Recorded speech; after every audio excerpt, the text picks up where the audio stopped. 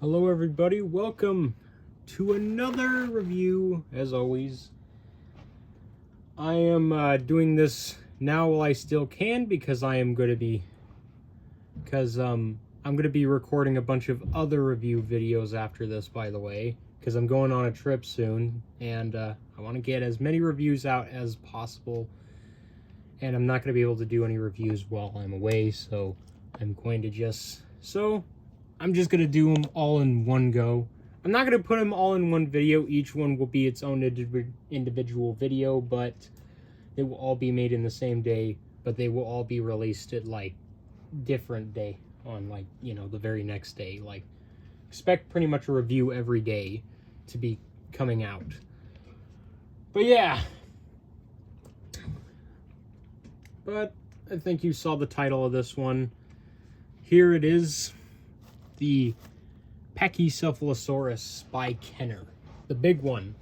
I know this one didn't really win on the poll, and it was the big electronic T-Rex, Jurassic Park 3 T-Rex, but I figured just to get this one out of the way, get all the other Jurassic Park ones out of the way, well, I still could. But before I moved on to Jurassic Park 3 stuff, although there is definitely going to be some other figures I'm going to need to cover after I cover the Jurassic Park 3 toy line, because if you don't know, I'm going to be covering the pretty much all the dinosaurs in that toy line, except for all the hatchlings, because that's a lot of work. But I pretty much have all of the dinosaurs from the Jurassic Park 3 toy line, so expect a lot of reviews that are Jurassic Park 3 related very soon. But yeah, but anyways, enough jibber jabber, let's get at her. So starting at the head here, looks really nice. Lots of nice bumps and scoots and all that jive. Really nice paint overall. I really like the paint job on this one, where it's kind of brown and kind of a dark turquoise, I guess you could call it, and some nice bone white at the top here. Here, really nice. I just don't know why the beak is colored dark turquoise. Seems a little weird, but looks all right, doesn't it? And of course it has some more of that nice color on the back. Some really nice scoots on the neck there. Really like those scoots. They look really good on this figure. And beneath it, a bit of the underbelly, a little bit of beak detail. Also, these reviews are going to be kind of quick because, again, I'm going to be doing all these reviews that are coming up are going to be kind of quick because, again, I'm going on a trip and I need time to pack. So, yeah, I'm not going to have time to pack tomorrow. But anyways, back into it. Sorry for the interruption. Got some more of those really nice scales and blue turquoise on the back there. Dark turquoise, whatever you want to call it. Some very strange bumps poking out there. Don't know why that is. Doesn't really blend very well with the neck. But, you know, it is what it is. But not really anything special. The scales are kind of light, and they're kind of all just the same. Got some really nice sorry.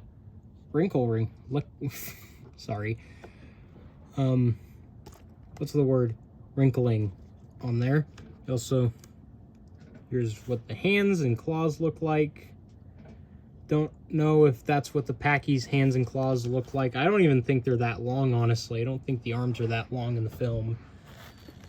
But what do I know? But yeah, some more wrinkles, you know. There's a little look at the bottom. A little bit of, there's the elbow. Really nice little detail. Kenner always has great sculpting. They're always really good with the sculpting, even when they are kind of light with it. The underbelly has that nice crocodilian texture that a lot of the dinosaurs have. And of course, chest, wrinkles, not really anything special, I'm going to be honest. Moving down to the leg, there's the JP mark, number 23. Site B. And, of course, more of those scales. Little knee highlight right there. Really nice. Really, really nice. Highlight on the knee. Toe claws and fingernails are unpainted. A little sad and kind of odd considering that they would skip out painting the fingernails and toenails of this particular figure, considering later on, or whatever, what am I saying? Sorry. Considering that a good portion of their larger figures have like their toenails painted, I think. I don't know. But, this one is, it's weird how they would just skip out painting the toes on this guy and nails, considering this is like a bigger figure. But, you know, it is what it is. Also, the feet are kind of different, which is weird. Yeah, the feet are different. And which is very interesting, very weird, but kind of gives a natural feel to it, considering that it's kind of imperfect. And, you know, nature's not perfect, but anyways, after that, moving on to the tail, more of that really, really nice striping. The scales just kind of abruptly end right here and just turn into scoots, which is a little weird, not gonna lie, but it is what it is. Also, the tail is made out of rubber, by the way. The tail is actually rubbery, if you didn't know. It's like a really thick rubber, but it's rubber. I think the same thing goes with the rest of the body. Yeah, some of the body is like plastic, but the tail is just kind of rubber. Very rubbery. I mean, it could be just thick plastic, but this feels like rubber to me. Like, look at that. But yeah, you know, tip of the tail. Oh, more of those bumps on the back. Heck, and some kind of meh underbelly texture on the tail here. Not that great. Except for right here, these areas with all the wrinkles. Those look really nice. But overall, sculpt is pretty good. Definitely, probably the best looking Pachy. Just like the Para from the last review video, this is probably the best looking Pachy. Kind of like how the Para was the best looking Para, you know. But yeah, some of the figures from Kenner have yet to be beaten, kind of like this one. This one has not been beaten yet, which is, you know, it is what it is. Also, I just remembered there's some comparisons that I want to do that I didn't get down. I'm a little sad that I didn't get some of the comparisons I wanted to do down, but it's a bit late now, and I don't want to walk over there and grab them, but yeah. But, you know, it is what it is. Also, as for this thing's feature as dino damage, I got mine with dino damage. Well, actually, I have two of them, by the way, and this is the original dino damage. It's not Ceratech. I don't know if Ceratech makes dino damage. Do they? Do they make dino damage of the Pachy? I don't know. I know they make dino damage for the other figures, and that's where I got mine, but yeah. Yeah, there's what the inners look like. Don't know why it shows its guts and all that. It's really weird anatomy going on. It's a bit of a pain to get the dino damage piece back in there. It's a real pain. But once it's in there, it's in there. It's not all nice and easy and squishy like the other figures. Basically, and of course articulation, arms can go all the way around. Leg can go about that back and that forward. But if you didn't know, except there's one problem with mine. Mine's leg right here does not move. And the reason why that is because I had to glue it on, because for some reason, when this thing came to me, its leg was just popped off. Don't know why. Its leg was not attached. I couldn't get it back on, so I just super glued the leg back on and called it a day.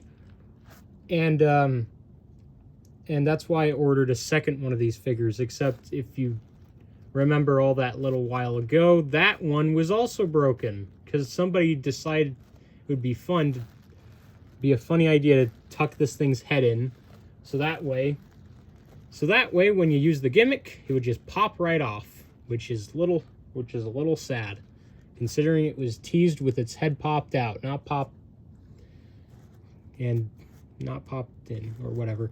And this thing, when I got it from eBay, its leg was attached, so I don't know why its leg came off, but yeah.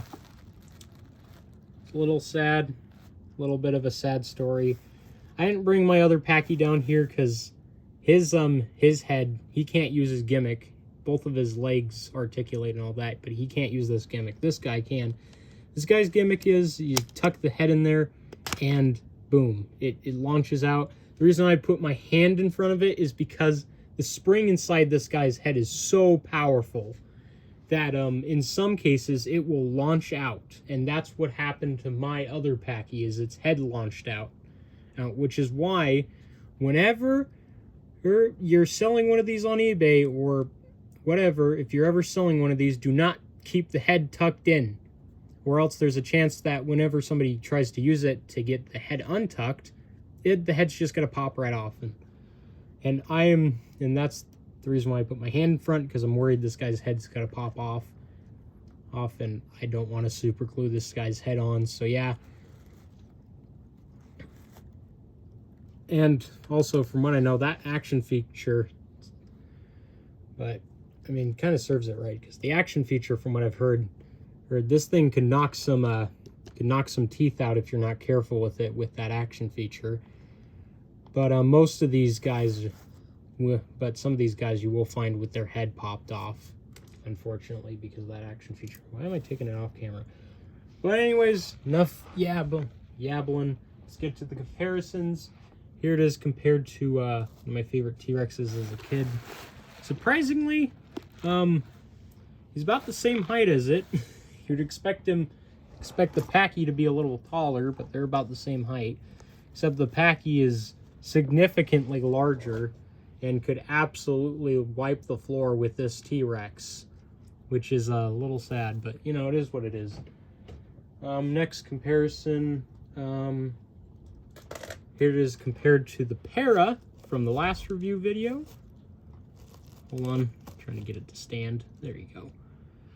Oh, I'm not proud of this guy's review. Not proud of it. Performed really well in terms of views, but not likes. You guys definitely viewed the heck out of that video. Strange how this guy's video got so many views. Probably because it's a popular toy, but here it is compared to the Packy. As you can see, the Packy is a little bigger, I would say. Yeah, Packy's definitely bulkier and bigger, but they're pretty par when it comes to height. But if the Kenner toy line were more realistically scaled, well, if Kenner scaled their figures a little bit more accurately, then Para would definitely have the bigger end of the stick. It would definitely be bigger. Next comparison is the Mattel Packy, which is I actually got this guy kind of recently, actually, from a lot. I bought like 2 months ago, something like that. I don't know. I didn't show off the lot I got because I didn't really feel like it. Plus, some of the figures I got in it were a bit broken. But here it is compared to that Mattel Packy, in case you're wondering. As you can see, it is quite a bit bigger. And the paint job on the Kenner one is vastly superior. But I would say this guy's scaled a lot better, but I do prefer the sculpt and paint on this thing. This thing's paint is a lot better. Although the sculpt on this one isn't bad. It's not bad. Actually, I kind of prefer the sculpt on this thing, but in terms of which figure is better, I think this one's better because of its paint and its size. But, you know, this one had pretty much about the same gimmick, except it didn't tuck its head all the way in. And then you press a button that springs out, loads out. You just push down the tail, does it. I would say I definitely would say Mattel definitely made kind of an improved version. It's that I feel like if the paint was better on this one, then it would be superior to the Kenner one. because its size is a lot better. Next comparison. Here it is next to the Utah Raptor. I just brought this guy out because I just have him next to me. As you can see, yeah, Utah Raptor is quite a bit bigger indeed. Although if these two were to fight, it's pretty uncertain as to who would win, because Packy has got quite a punch, but the Raptor is so much bigger, so who knows. Next comparison, here it is next to the young T-Rex, the Series 2 one. I didn't get the Series 1 version because that one would not stand. Plus, this one's just way cooler looking and is in way better condition. But as you can see, they're pretty similar in size. Like, you know, they're pretty similar. If you just stand T-Rex up, they're pretty similar. As you can see, Packy might be a little bigger. Here it is next to the Demon Carnotaurus. As you can see, again, pretty similar in size. Packy's a bit bulkier than him, though. Although if these two were to fight, I would cheer on the Carno, even though he may not win. Because, truth be told, Carnotaurus probably wasn't a fast runner.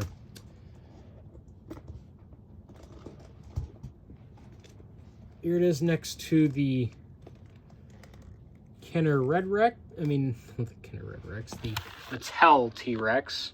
As you can see, Mattel's T-Rex is quite a bit bigger. Indeed.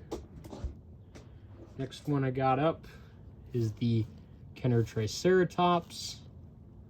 Because I don't got the Stego with me, so why not put out the Triceratops? Oop, got that. Here it is. Kenner Triceratops is quite a bit bigger, as it should be. And for one final comparison, here it is next to the Kenner Red Rex. As you can see here. And you can see it just dwarfs the Packy in size. Like, Packy just would not win a fight with that thing. But, final thoughts. I think it's a pretty decent toy for what it is. Overall, not the greatest, but definitely pretty decent. And I'd give it about probably a 2 out of 10. Something like that. Hold on for a second.